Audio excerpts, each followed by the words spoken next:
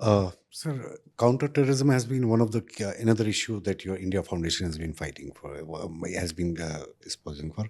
Uh, what do you think that what level of policy decisions should be taken, especially keeping in mind the changing technology like artificial intelligence coming in between, so which comes handy for these terror groups? How do you think that you will be able to? So I think as a think tank, we have been for the longest time uh, professing there, sort of advocating this, that counter-terrorism is not merely a legal and a police or a military response that has historically been taken as counter-terrorism.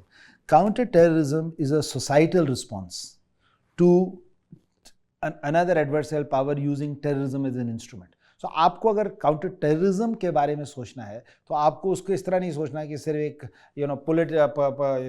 State या एक उसका response होगा, because as you rightly said अब वो terrorism कई सारे exploit कर सकता है सोसाइटी के अंदर, from disinformation to schools to hospitals so as a society, how do you prepare your country to be able, and your citizens, and citizens means everybody from media to the politician to the companies, etc. And I think that has been, I think, our big challenge, and I think we are getting there, but it's still taking time for the government to realize that it is an integrated response as a societal response, and for society to respond. Now obviously India itself has unfortunately great terrorism experience across the intelligence, so हमको पता है कि so I think we are also increasing our response. But in this particular case where technology, I think we have to leverage our private sector. हमें अपनी companies को बनाना है, rather than trying to regulate them, we have to make them the frontal warriors in fighting counter-terrorism, particularly where it comes to cyber crime. Because इस पे इतना innovation है ahead के अंदर, तो हमारी इनोवेशन में हमारे एजुकेशनल इंस्टीट्यूशंस, हमारा प्राइवेट सेक्टर, हमारी civil society are the people, because वो भी तो उसी समाज के, तो it's really a societal response. We have to make our society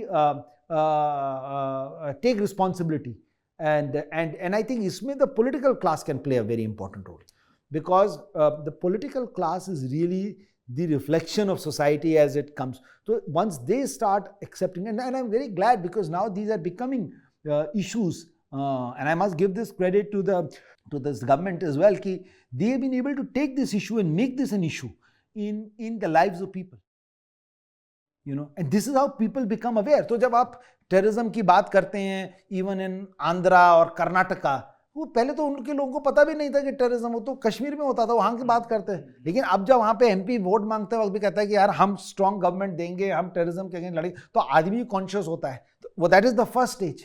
जैसे कि अभी हमने ये G20 का किया, प्रधानमंत्री ने G20 को हर गांव में फैला दिया, तो लोगों ने कहा ये क्या करने की जरूरत है.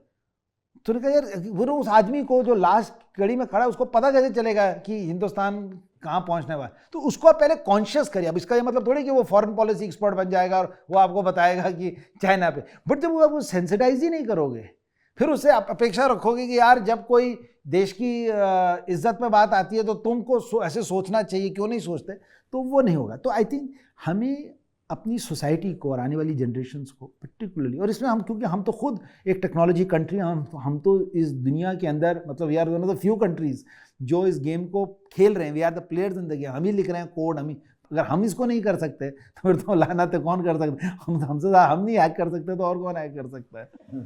आप क्योंकि वहाँ उत्तराखंड बीजेपी की स्टेट एग्जीक्यूटिव के मेंबर भी हैं और पिछले कई सालों से आप पौड़ी में काम भी कर रहे हैं, तो मैं ये जानना चाह रहा था कि आप इलेक्टोरल पॉलिटिक्स के लिए आपका क्या आइडिया है, उसमें आना चाह रहे हैं या अभी तक क्यों नहीं आए उसमें. और इसी से जुड़ा हुआ है, आपको ऐसा नहीं लगता कि जब तक अजीत डोभाल साहब रिटायर नहीं होते तब तक आपको मौका नहीं मिलेगा?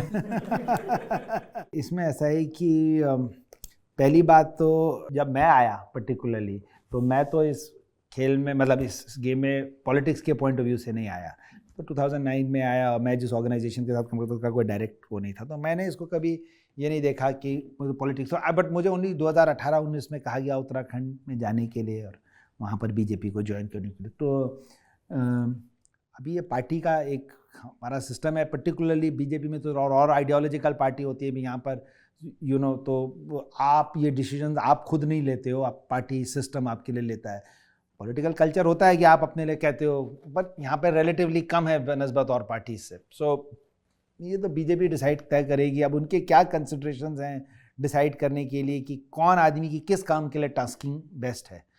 उसके कई कारण हो सकते हैं। हो सकता है मैं एक्चुअली अच्छा पॉलिटिशियन नहीं हूँ और उनको लगता है, या हो सकता है कि वो किसी अप्रोप्रिएट टाइम का वेट कर रहे हों, या हो सकता है मुझसे अच्छे और लोग हों उस काम के लिए जिस काम के लिए मुझे किसी और काम के लिए उन्होंने चिन्हित किया हो। तो मैंने इतना कोई इसके बारे में वो नहीं पूछा। तो जहाँ तक आपका सवाल है, अब उसके क्या कारण हो सकते हैं, हो सकता है मेरे पिताजी की वजह से, हो सकता है उसकी वजह से, आई डोंट नो।